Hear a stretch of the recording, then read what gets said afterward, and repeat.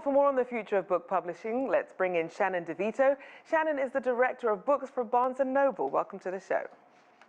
Thanks for having me. So walk us through how book sales have really fared during different stages of the pandemic and what's driving it.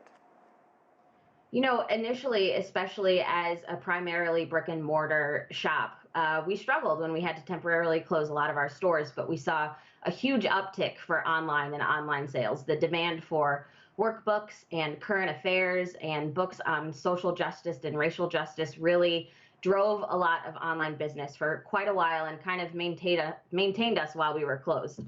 And then what we've been seeing actually since this last spring is a really promising uptick and huge strength in book sales, and specifically print book sales.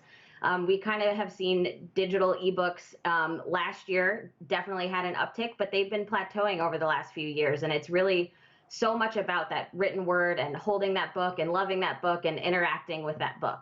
And certainly being stuck to screens all day for those working from home, it's really changed the level of interest, as you mentioned, in paperback. What are we seeing in digital as well as audiobooks? There's a huge resurgence of a love of reading. And I think the pandemic actually fostered a lot of that. People kind of turned inside, and not physically, but also inside to discover new worlds through a page. So they turned to books.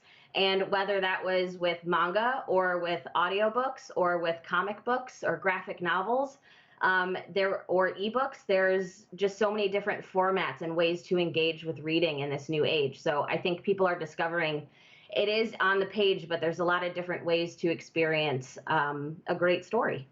And obviously, to find these great stories, you have to know that they're out there. Talk about the changes to promotional tours and some of these book fairs that are usually part of the promotion of a new book. It's been really tough not being able to have book fairs. As booksellers, we're actually a very small community if you think about other industries. So we love to kind of foster that relationship with each other and talk about what we're excited about and what we're seeing coming. So that's been difficult, but moving to a virtual setting and being able to be in a room with 800 people instead of just 30 actually has its advantages. So that's been really great. I am absolutely looking forward to going back to in-person book fairs and kind of events. So in terms of marketing and in terms of what is driving book sales, it's really actually been a boon to have this kind of digital moment happen with a lot of younger audiences really turning to TikTok and other platforms to recommend books to each other. So you mentioned some of the benefits of virtual events. Expand on that for us. What have you seen as really being the benefits versus some of the disadvantages there? A lot of our booksellers who we have shops across the country have actually been able to meet in person with authors virtually.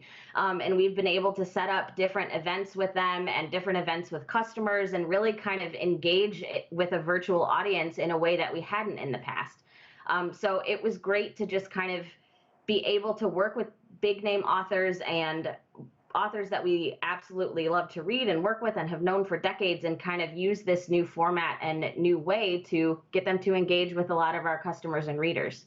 So then given some of these changing strategies and what we've seen over the past year and a half, what's next for writers and publishing houses? And are we likely to see a wave of pandemic-themed musings being released? You know, there's a few coming this fall. There's actually a few already coming this fall. And you know, writers had some time during the pandemic and they absolutely did what they did best, and they wrote some books. So I do think there's going to be a continuation of just a reflection on this period and what it meant to so many people.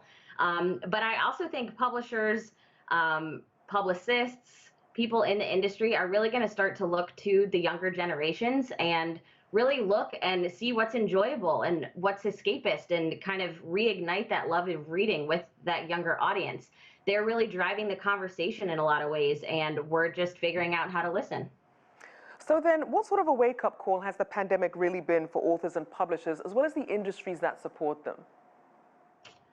I don't know if I would call it a wake-up call necessarily. It's almost reassuring in a way to see people turn to books and to turn to what we in the industry have loved since most of us have learned how to read, to see that so many people are re-engaging with or rediscovering or discovering for the first time that joy of escaping into a story or connecting with another person that you're reading the same book and you want to have a discussion and you want to have that book club. I think it was almost reassuring. It was really tough. It was tough for everyone, but in a way, I think it really made us happy to be in the industry that we're in. And connection certainly is key. Thank you so much.